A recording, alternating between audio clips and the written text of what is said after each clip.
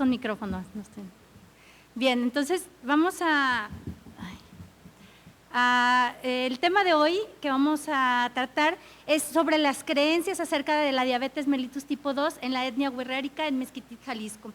Y aquí hay datos importantes que tenemos, antes de comenzar con la primera diapositiva, aquí hay datos importantes que tenemos que expresar. Sabemos que la diabetes mellitus tipo 2, bueno, es un problema de salud pública y que se encuentra en las primeras causas de morbimortalidad en la población. Anteriormente, en este tipo de pueblos originarios no se presentaban estas enfermedades. Hoy, en la actualidad, los avances, la industria, la entrada de la industria alimentaria y los procesos globalizadores han permeado a estos grupos originarios, estos pueblos originarios, en donde no se presentaban estas enfermedades, sino que se presentaban enfermedades de tipo carenciales, desnutrición en sus diferentes modalidades, anemias, etcétera, pero no se presentaban este tipo de enfermedades crónico-degenerativas que hoy vemos. ¿Sí?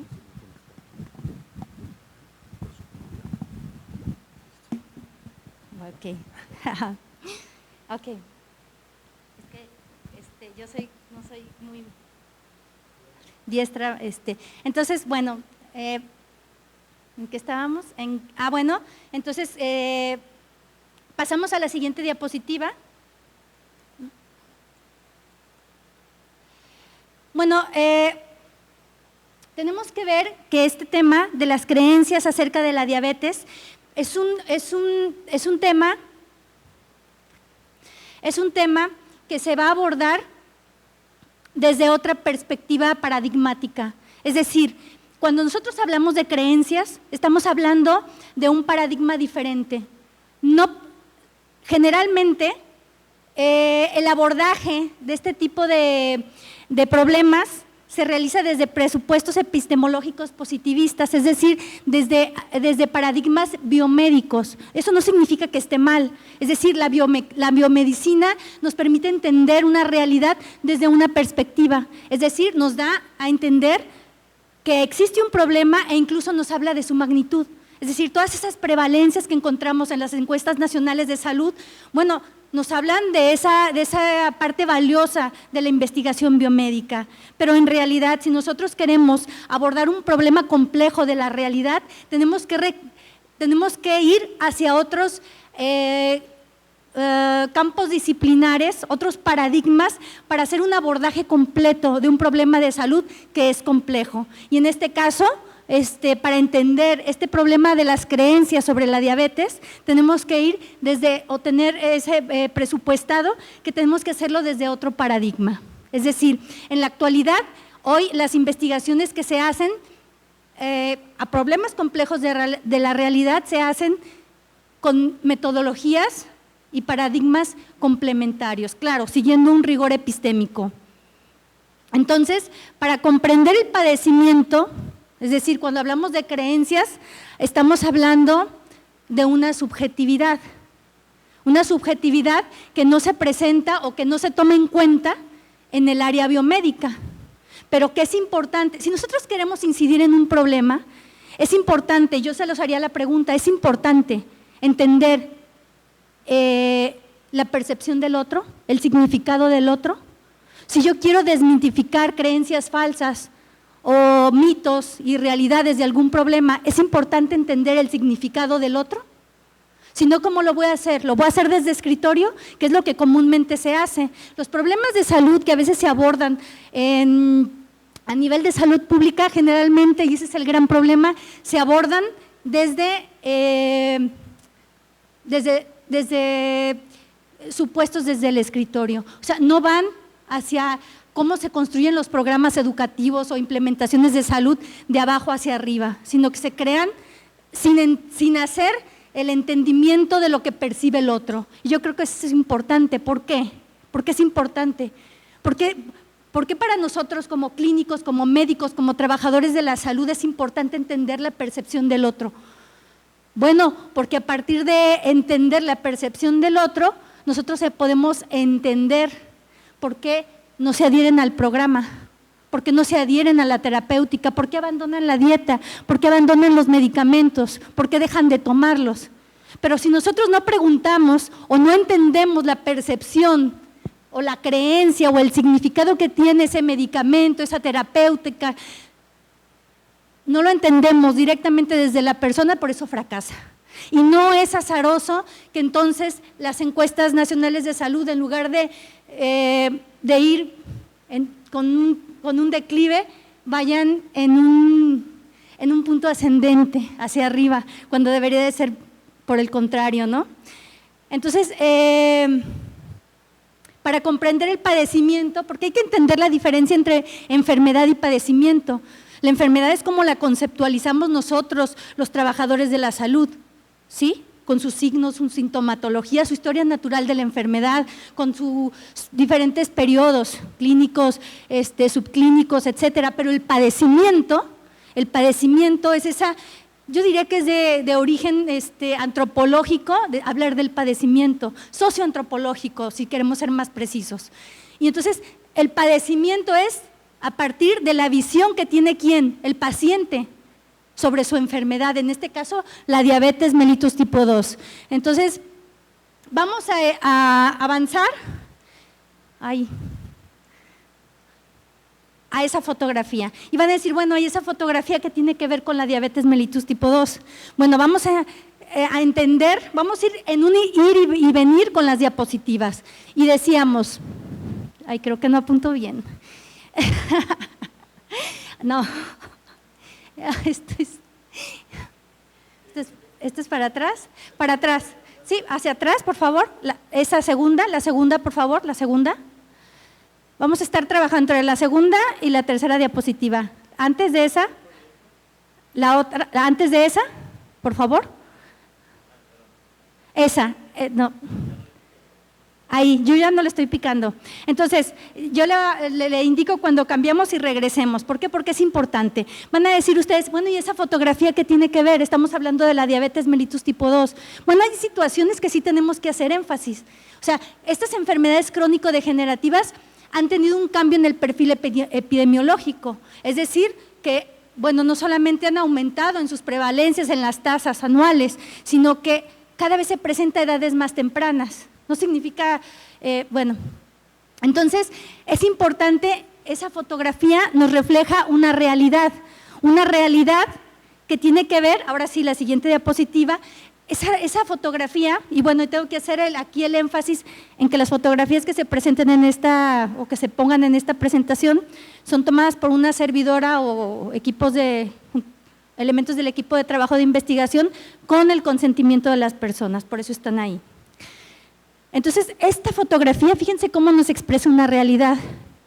¿Qué realidad nos expresa? Bueno, hablando desde ese paradigma interpretativo o cualitativo, del cual nos auxiliamos los trabajadores de la salud para revisar un problema de salud como la diabetes de manera compleja, bueno, nos auxiliamos de las ciencias sociales, que nos van a permitir entender al sujeto, o sea, es decir, a ese niño nos van a permitir entender que las personas, los sujetos o los entes, como queramos llamarles, no son solamente entes biológicos en homeostasia o en homeostasis, o buscando este niño su equilibrio ante una homeorexis que ya presentó por la desnutrición y el hambre crónica.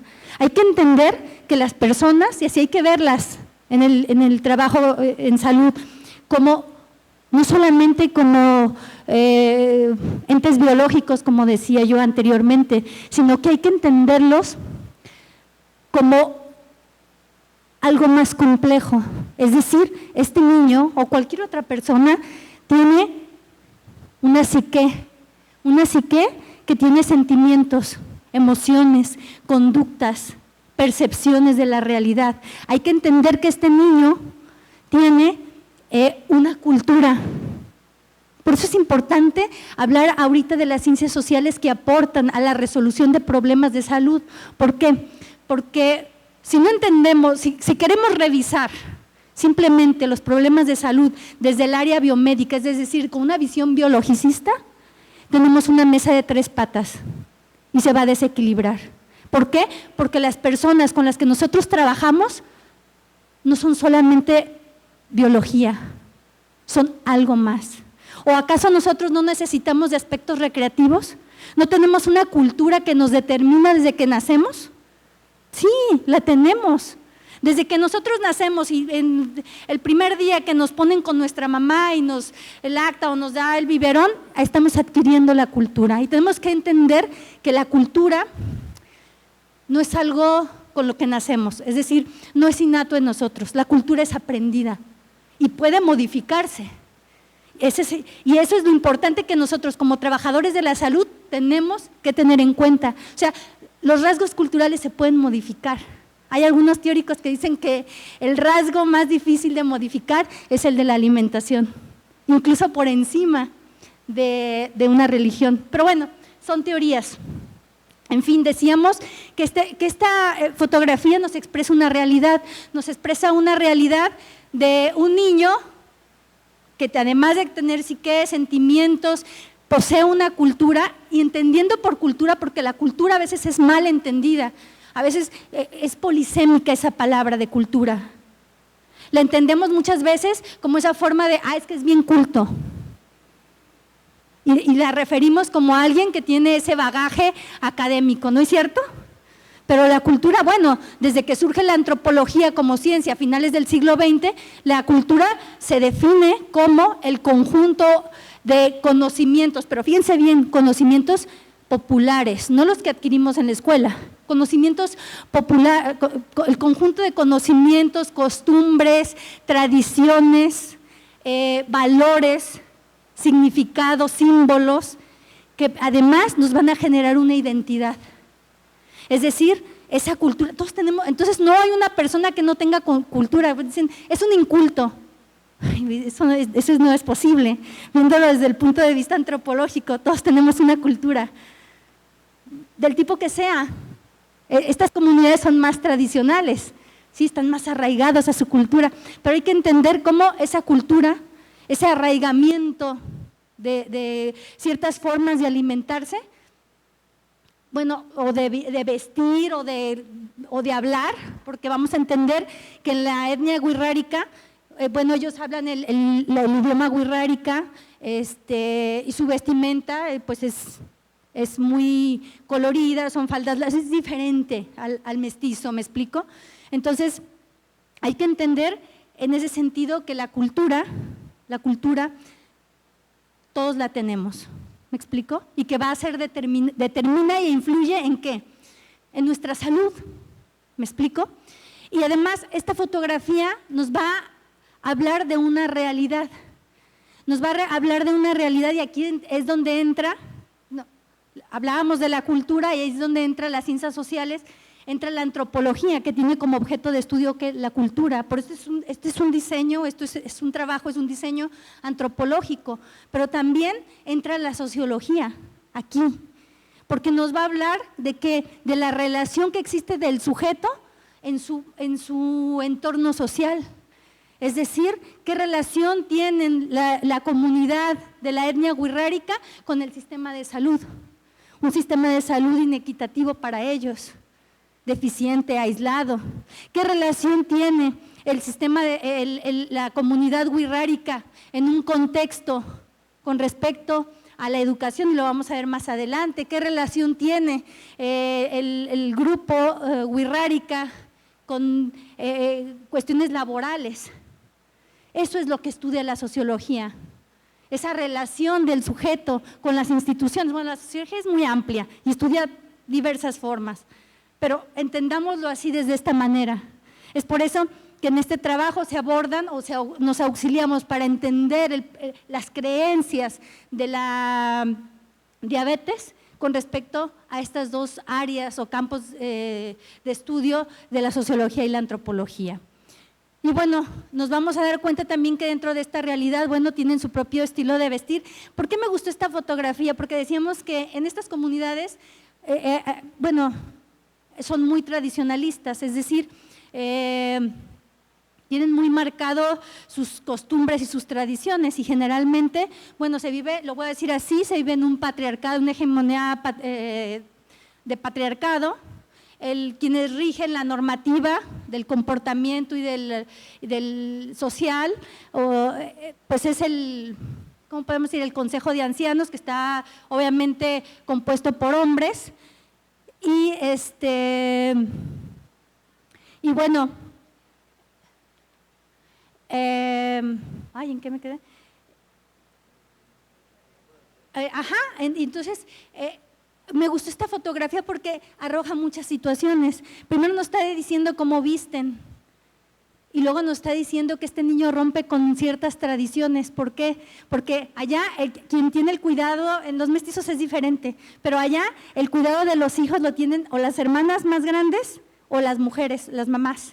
Entonces, pero aquí este niño rompe con toda tradición. ¿Por qué? Porque él cuida a su hermanito mientras sus papás están sembrando. Y eso se ve mucho allá. Pero además hay algo que también impacta en esta fotografía y que es lo que más preocupa.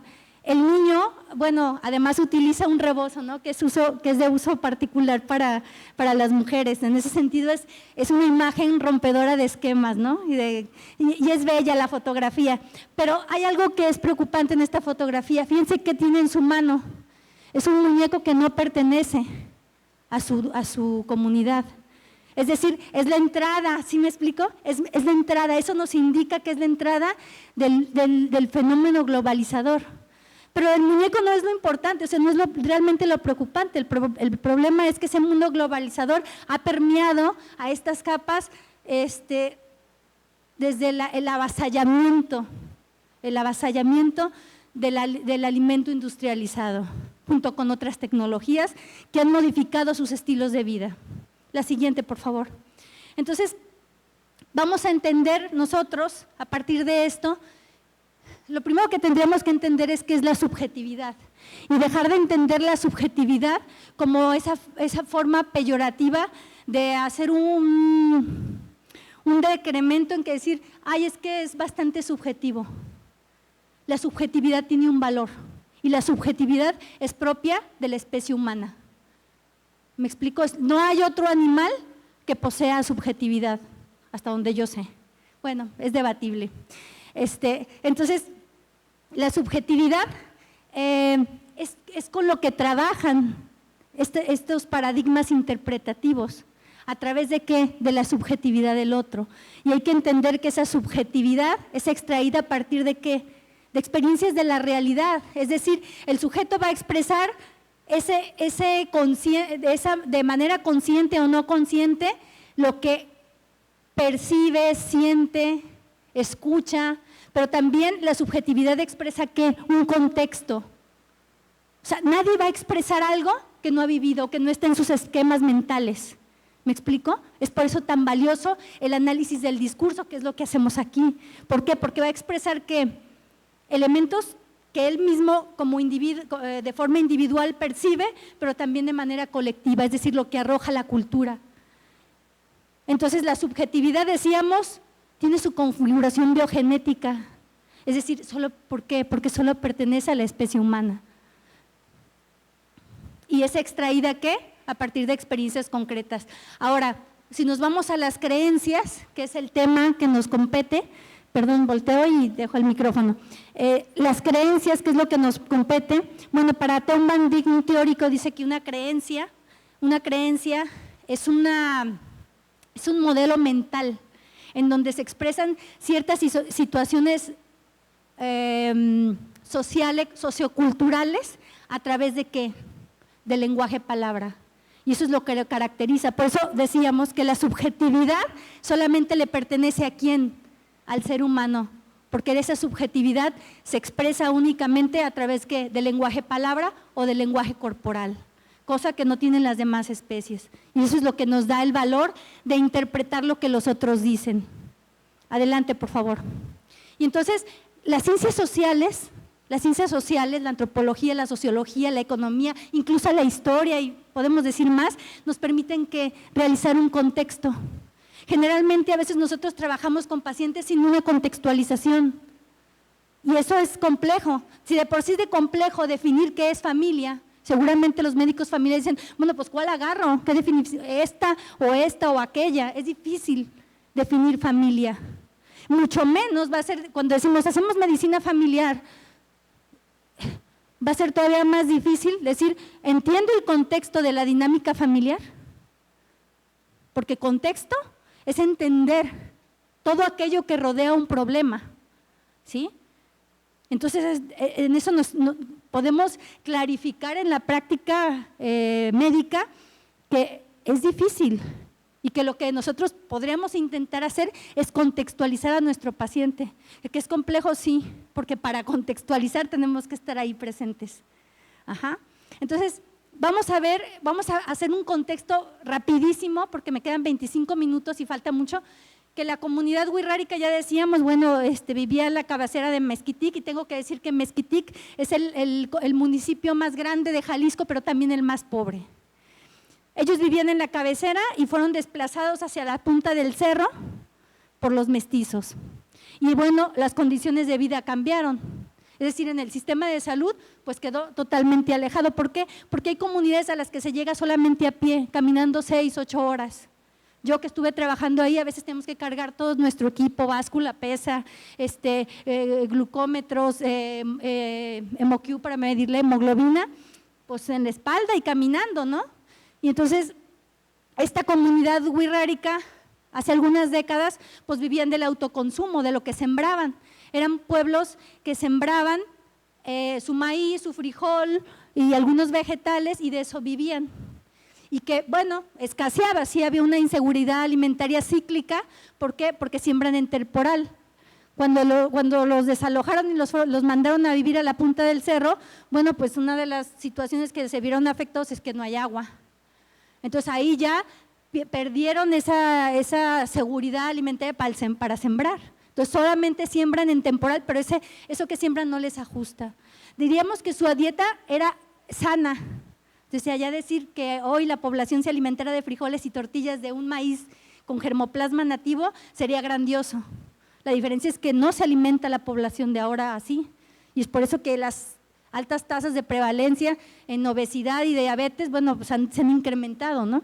Entonces, estos procesos de urbanización y occidentalización que han permeado y que llegaron más o menos por ahí en la época de Luis Echeverría, entre el 70 y el 76, que dijo, pues vamos modernizando, y yo pondría entre comillas modernizar, que dijo, vamos modernizando, vamos metiendo carreteras, vamos poniendo, incluso hay pistas aéreas. Quien ha ido allá a la Sierra Santa Catarina y a San Andrés Coamiata, hay pistas para que bajen no los aviones, pues, pero sí helicópteros o avionetas.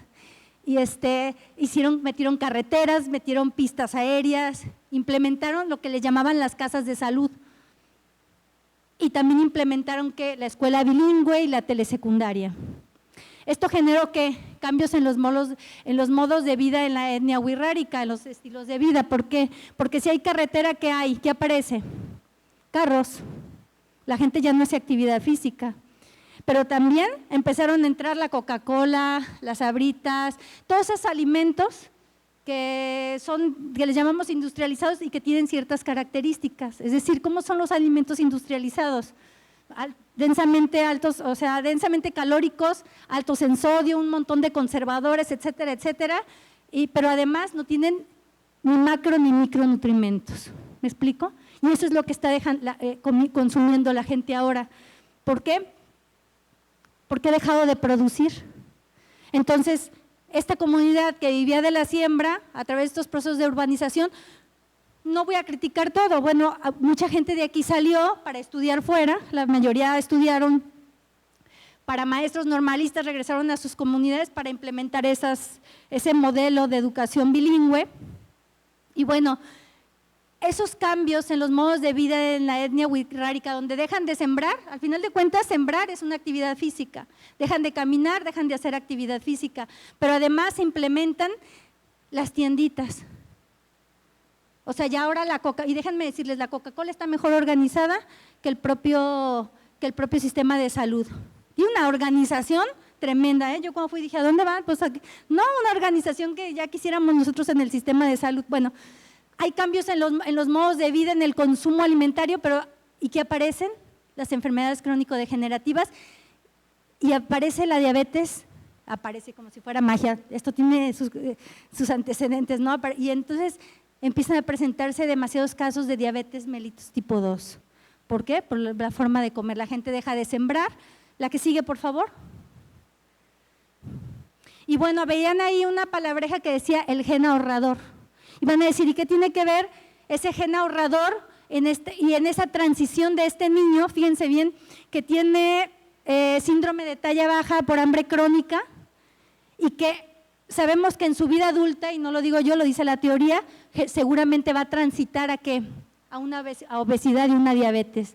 Bueno, ese gen ahorrador es una teoría que surge de la antropología física, que dice que cuando hay una carencia de alimentos, o sea, cuando el sujeto se encuentra en una situación de desigualdad, de inequidad y de carencia de alimentos, va a expresar un ahorro de energía, es decir, va a alimentar, pero eso que se come o que se alimenta se va a las reservas energéticas, o sea, al tejido adiposo.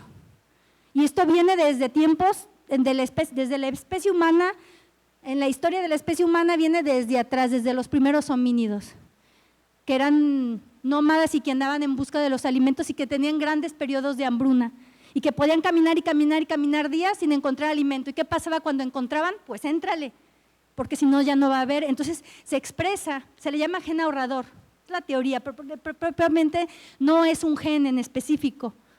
¿Me explico? No es un gen en específico, es un fenómeno fisiológico de adaptación. Entonces se expresa ese gen ahorrador y entonces estos niños que sufren hambre crónica, anemia, síndrome de baja talla, por carencia alimentaria, cuando son hombres productivos, empiezan a ganar dinero y empiezan a tener más acceso al alimento, ¿qué hacen? Expresan su gen ahorrador. ¿Por qué? Porque hay una memoria metabólica y se expresa el gen ahorrador. Y es por eso, no es que el fenotipo del indígena sea chaparrito, bajito, gordito, no, es este fenómeno. Es este fenómeno y es aquí donde se transita y uno puede, la siguiente por favor, y uno puede decir cómo esta niñita, bueno que ella también hizo homeorexis, son niños que se quedan chiquitos, síndrome de baja talla por hambre crónica, ¿no? Ellos comen, su cultura de alimentación es 2 veces al día si es que hay comida. Imagínenselos ahora, que comen maruchan, que comen refresco, ¿me explico? La siguiente, por favor. Entonces, ha transitado a esto. A lo mejor esta diapositiva o esta fotografía no es un tendero, porque bueno, decíamos también que la sociología nos permite entender la segmentación por clases sociales, mientras que en la etnia wixárika anteriormente todo el mundo era campesino que vivía del autoconsumo. Hoy la etnia se encuentra segmentada por clases sociales. La clase social es de los que ya tienen tienda y los que tienen tienda son los que más ¿cómo se dice? Más obesidad presentan y por ende diabetes. ¿Pero qué se vende en la tienda?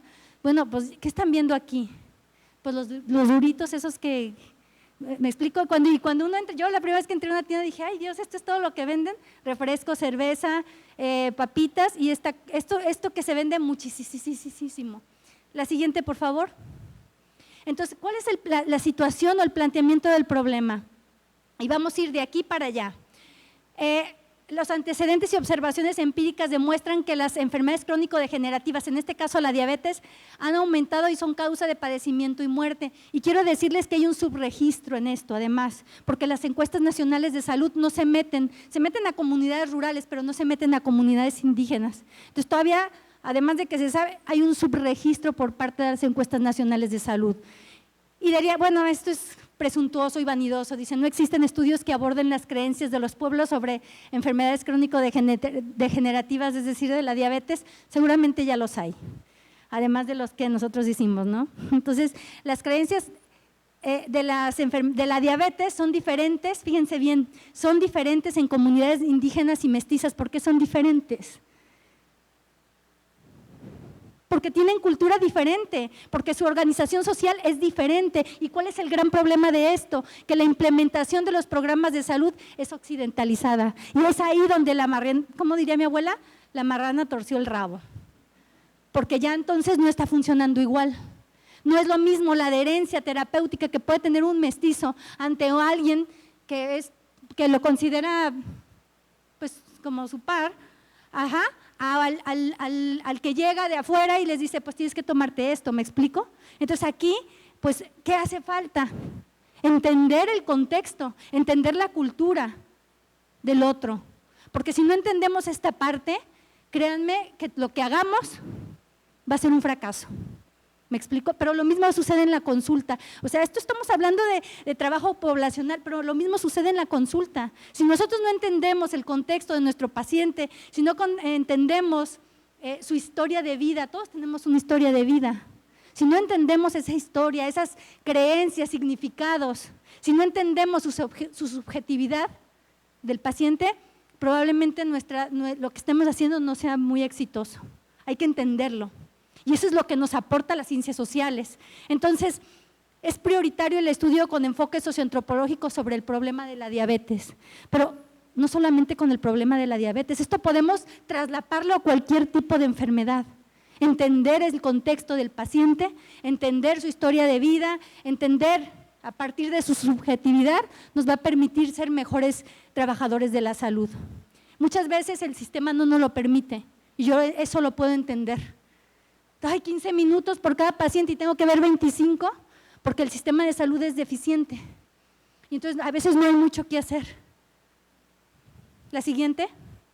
Entonces el propósito de la investigación pues era aportar evidencias que nos permitieran las soluciones con una cosmovisión propia de la cultura, que no es fácil, porque se tiene que hacer que me quedan 14 minutos, me queda y luego innovar en el conocimiento en cuestiones de la antropología médica a través de la investigación. La que sigue, por favor. Entonces, ¿cuál fue la metodología utilizada en la investigación? Bueno, es desde el paradigma interpretativo, con metodología cualitativa, a través del método etnográfico, o también lo pueden encontrar como método antropológico, y que utilizando técnicas de entrevista a profundidad y observación etnográfica. ¿Se acuerdan de que decíamos que la subjetividad se expresa a través del discurso? Bueno, pues aquí está esa parte, esa correlación, porque si esa subjetividad se expresa a través del discurso y del lenguaje corporal, pues las entrevistas a profundidad, entendiendo como entrevista a profundidad, un diálogo abierto, de igual a igual, nos va a permitir entender una realidad. La que sigue, por favor. Y aquí tenemos un ejemplo de cuando fuimos a hacer esas entrevistas. Este señor es una persona que padeció diabetes y no sabía que tenía diabetes hasta que lo amputaron. Y es muy triste porque hay muchos casos como él. Y además están subregistrados, o sea, ellos no son parte de la estadística. Las poblaciones indígenas no son parte de la estadística. Entonces, aquí estamos haciendo la entrevista. La que sigue, por favor. Miren cómo él ya consiguió una prótesis y nos está hablando de cómo fue su situación, pero además, aunque ya hay una clínica de salud ahí, de Secretaría de Salud, él no se adhiere al tratamiento. Eso es lo más curioso, ¿no? No se adhiere al tratamiento. Incluso nos decía que él toma esta vara, tiene la creencia de que esa vara le va a ayudar a controlar su glucosa. Decía que la trozaba, la cosía y claro, cuando uno hace entrevistas a profundidad hay que quitarse los prejuicios y tratar de hacer juicios de valor, de ay no, ¿me explico? O sea, hay que escuchar a la gente sin juzgar. ¿Difícil? Sí, por supuesto, es difícil, pero por eso hay que entrenarse. Dicen, yo cuando empecé pues sí era una novata, ¿no? Pero conforme dicen que la práctica es el maestro. La que sigue, por favor. Miren, y además fue tan amable el señor que me dijo, tómele foto, échele, o sea, sin problema alguno. Y dije, muchas gracias porque esto me permite mostrar evidencias, ¿verdad? La que sigue, por favor. Este otro señor también era tendero, él era tendero. Tenía una tiendita, entonces le entraba duro y macizo a la cerveza, a la Coca-Cola, a todos los productos industrializados. Y también con él platicamos, miren, de verdad, a veces las entrevistas duran más de 1 hora, hora y media, la transcripción, luego la codificación, pero es valioso porque entonces entiendes qué creen los significados sobre la diabetes y sobre eso tú puedes trabajar. Si yo no entiendo lo que piensan las personas con diabetes, ¿cómo puedo incidir en eso? ¿Cómo puedo estructurar un programa de salud si yo no sé cómo piensan las personas? Entonces ese es el valor del trabajar en vínculo la biomedicina ¿con qué? Con las ciencias sociales. La que sigue, por favor. Y bueno, pues ellos, esta es una foto que me gusta porque me pone aquí, miren todas sus monerías, sus aretitos que me regalaron mis amigas de allá. porque también se dedican a la artesanía, pero algo que queremos ver aquí es, esta persona también me dio una entrevista y no solamente tiene una obesidad ya importante, sino que es diabética, padece la diabetes. Pero su concepción era interesante, su concepción era que la diabetes era por el susto, pero no por el susto como el que nosotros conocemos. El susto allá está ligado con el ritual para sus dioses. Sus dioses son diferentes a los de nosotros, bueno, a los del pueblo mestizo. Sus dioses son el hermano fuego, la madre tierra, el padre viento, etcétera. La que sigue, por favor. Y entonces, una vez que uno hace las entrevistas, las transcribe, va a ser un proceso de codificación. ¿Qué es ese proceso de codificación? Es donde el investigador, el trabajador de la salud, extrae los elementos o los pedazos de texto que nos interesan para su abordaje. Ajá. Y entonces, en ese proceso nos salieron todos estos códigos, pero algo que me causó impresión, porque yo no lo tenía ni siquiera previsto, es que la diabetes se presentaba principalmente en personas que habían migrado, en personas que habían salido de su comunidad. Entonces, doblemente dejan, si ya con lo que hablamos anteriormente en su contexto, me quedan 10 minutos. Imagínense las personas que migran, están alejados ¿de qué? De su espiritualidad, de sus tradiciones, de su religión. Aunque ya hay un sincretismo con la religión católica, ellos siguen haciendo rituales para sus dioses. Entonces eso, miren, yo creo que a cualquier ser humano le pega porque todos, más o menos, somos seres espirituales. Y cuando poníamos las diapositivas del niño, que decíamos, este niño es un ente biológico, pero también tiene una cultura, tiene una psique, también tiene una espiritualidad, que está vinculada con ¿qué? Que puede estar vinculada con una religión o no, porque yo tengo espiritualidad aunque no sea creyente, ¿me explico? Entonces, las personas que migran, a mí me sorprendió mucho que la mayoría eran personas que habían salido de sus comunidades. La que sigue, por favor. Y entonces, en esos códigos puse o extraje los fragmentos que a mí más me impactaron. No puedo traer todo. Fácil salieron más de 500 hojas. ¿Sí? De hecho, este artículo está publicado en la Revista Chilena de Antropología, si a alguien le interesa. Entonces, fíjense bien, ¿qué dice la gente con respecto a la concepción de la diabetes? Fíjense bien lo que pensé, otro modo, y ahí van a disculpar porque ellos hablan el español así más o menos, Entonces, la transcripción tiene que ser textual, no se vale ponerle una R o una M de más. Dice, pensé otro modo, dice, a lo mejor me están embrujando. Esa es su concepción de la diabetes. A lo mejor me están embrujando. Son un mágico quema los ojos porque el Señor estaba perdiendo la vista. Dice, y me está castigando Dios. Él pensaba que lo castigaba a Dios, ¿saben por qué? Porque había migrado de su comunidad y ya no hacía rituales. Entonces, dice, y me estaba castigando Dios y así pensaba yo. No lo sabía con respecto a la diabetes. O sea, él iba presentando la historia natural de la enfermedad de la diabetes, pero no sabía qué era la diabetes. Decía, se me está yendo la vista, me está castigando Dios porque dejé mi ritualidad. ¿Me explico? Y luego aquí, con respecto a su costumbre, parte de su costumbre es ir a los sitios sagrados, hacer rituales, y decía, la costumbre es ir a los sitios sagrados y llevar ofrenda, cumplir con sacrificio de un borrego. Entonces, si él no hacía esto, ¿qué decía? Me está castigando Dios. Pero no era eso. Era realmente que había cambiado sus formas de ¿qué? De comer, sus estilos de vida. Y por otra parte, hay una enfermedad del costumbre, esas enfermedades que ellos sí son parte de ellos, 7 minutos, y que dice, la enfermedad de costumbre, dice, y otra es el dolor de la milpa del maíz. Esas sí son enfermedades conocidas por ellos. Es que cuando dicen que son flojos y dejan de sembrar, la milpa se les posa en la espalda y entonces sienten dolores, ¿cómo se dice? Pero yo siento que son más psicosomáticos, podría decirse, por el hecho de la sentir culpabilidad de que no están sembrando, ¿no? Entonces, y otra es el dolor de la milpa del maíz, que se llama icuxiate. El maíz es el que las deidades le saben hacer castigo, fíjense bien.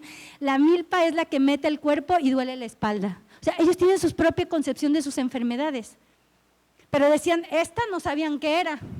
La que sigue, por favor, porque me queda poquito. Entonces, esos códigos se convirtieron, los conjuntamos y se convirtieron en categorías, y no es después imposible teorizar o agarrar las teorías para poder darle un fundamento, una solidez fuerte al estudio. Entonces, quedaron estas 5 categorías. La siguiente, por favor, nos vamos a ir más rápido.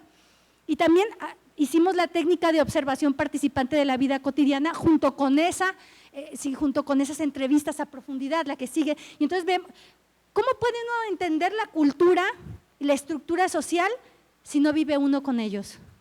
O sea, parte de ese trabajo, por eso hacer medicina familiar no es sencillo, porque si nosotros hablamos de medicina familiar tendríamos que estar con las familias y tendríamos que hacer entonces un modelo de atención primaria, no de primer nivel, como lo hacen, y aunque son muy criticados Cuba, Venezuela y países del norte de Europa, sí tienen un modelo de atención primaria a la salud en donde el trabajador de la salud va a las comunidades.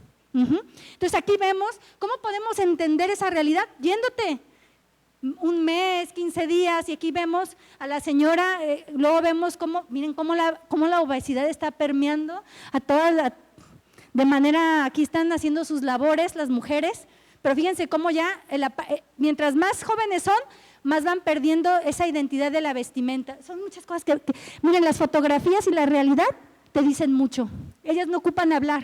¿Se acuerdan que decíamos que la subjetividad no solamente es a través del discurso, sino que está también la imagen? No, estas imágenes nos hablan mucho. Conforme son más jóvenes van perdiendo esa identidad de vestirse tradicionalmente. La que sigue, por favor.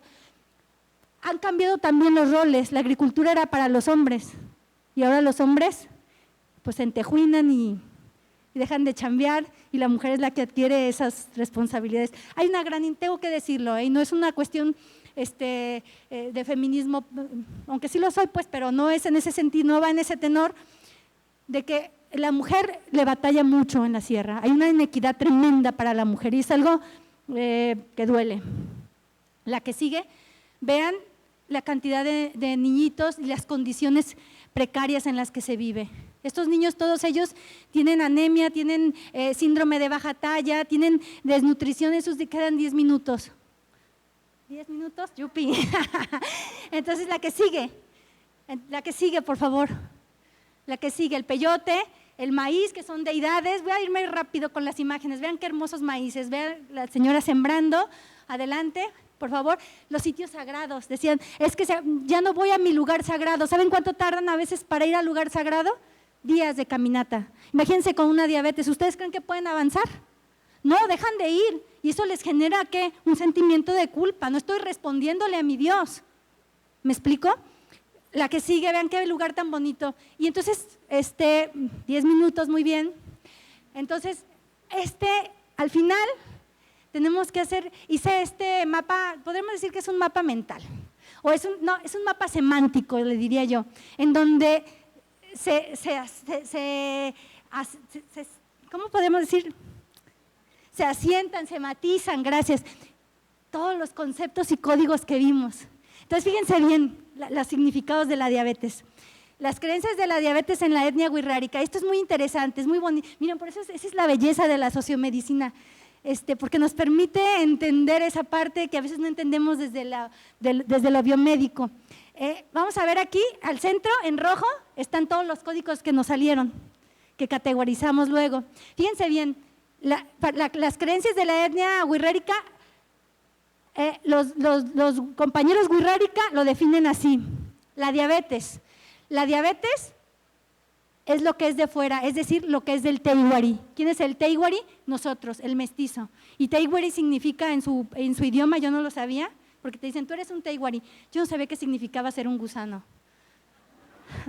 Es ser un gusano. Bueno, para que vean, o sea, la idea que tienen del mestizo. Además, ese es otro factor por lo que no aceptan la terapéutica del médico que va occidental. ¿Por qué? Porque son los que los han alejado, los que los discriminan, los que han generado inequidad, desigualdad, ¿me explico? Entonces, cuando dije, bueno, ¿y qué es Teiwari? Es un gusano, y yo, gracias. Entonces, fíjense bien, para ellos la diabetes es del Teiwari y es una enfermedad que viene de fuera. Y por este lado está todo lo que es el costumbre, porque así lo llaman ellos, el costumbre, lo que es suyo y lo que es de su cultura. Entonces, la diabetes no es una enfermedad del costumbre, como la enfermedad de la milpa o el marrarriate, que es la diarrea crónica en el niño.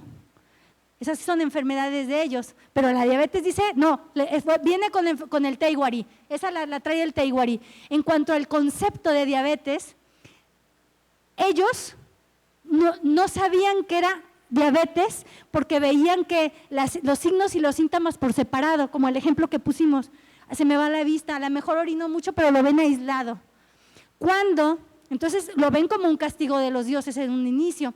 ¿Cuándo le llaman diabetes? Cuando el médico Teiwari, por fin se acercan por lo que sea, porque los derivan, ya están mal, los derivan a la cabecera de Mezquitic, y entonces ahí es cuando el médico les dice, señor, todo lo que usted vivió, el orinar, el desgano, etcétera, etcétera, son todos esos síntomas juntos y se llama diabetes. Y pues lo siento, pero le vamos a tener que cortar una pierna, ¿me explico? Y ahí es donde dicen, se llama diabetes.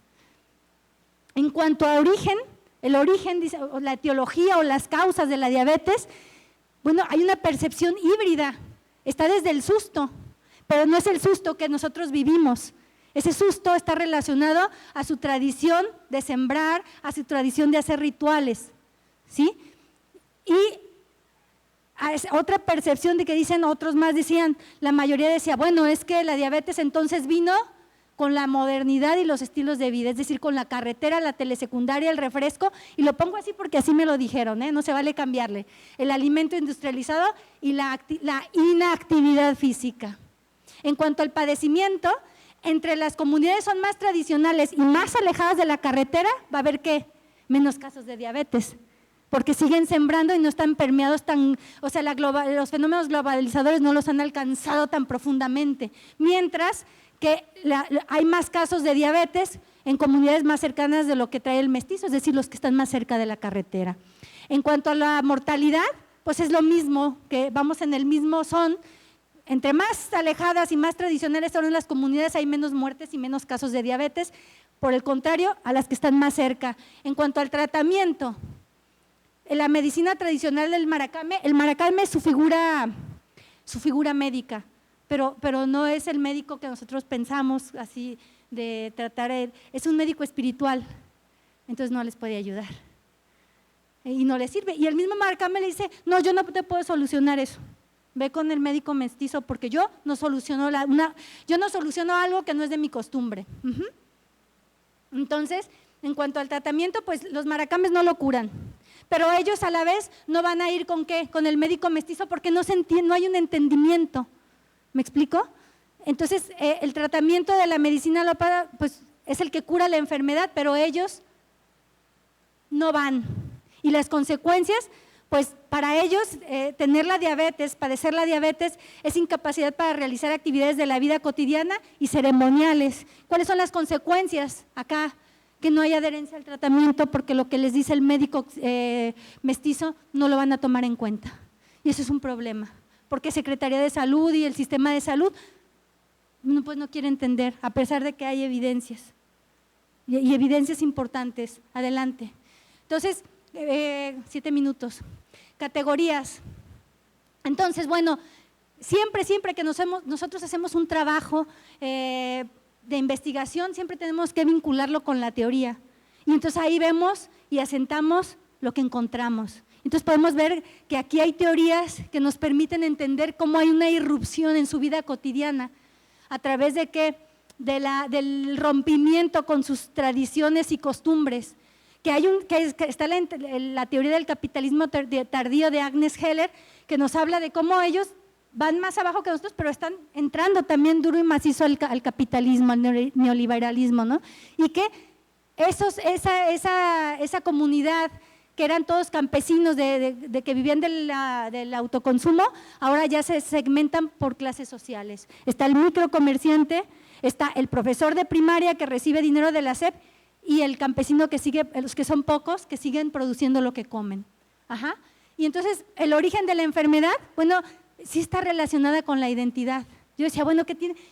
Por eso es importante vincularlo con la teoría, porque yo decía, ¿dónde está ese origen? ¿Por qué le generan ese origen a los que emigran, no?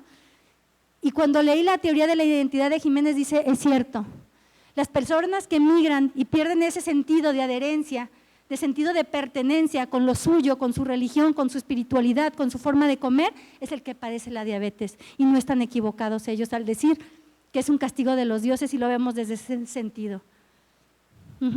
Y bueno, a partir de la epidemiología crítica de Braille, que dice, espérense, la diabetes y los problemas de salud no solamente se deben de abordar desde lo biomédico, hay que utilizar indicadores socioculturales, porque también nos van a dar información. La que sigue, por favor. Entonces, las recomendaciones que nosotros haríamos es generar un modelo intercultural en el abordaje médico de la diabetes, que esté sustentado, fíjense bien, en el diálogo de saberes entre el trabajador de la salud y la comunidad, porque si no, no nos vamos a entender. En donde se incorporen, fíjense bien, las creencias del padecimiento de la diabetes, no como un pensamiento mágico. La religión de nadie va a ser un pensamiento mágico, sea Buda, sea Mahoma, sea Jesús, no es un pensamiento mágico. Y tan válida es su religión como la que profesa el mestizo. Entonces no se vale que vayan y digan, es que ellos tienen un pensamiento mágico, porque aquí también yo he oído discursos de los mestizos que dicen, eso es lo que me tocaba pagar, me está castigando Dios. ¿Me explico? Entonces, hay que entender su cosmovisión, pero no como un pensamiento mágico, y eso es lo que nos va a permitir poder incidir. La que sigue, por favor. Bueno, la bibliografía, gracias, de mi parte es todo.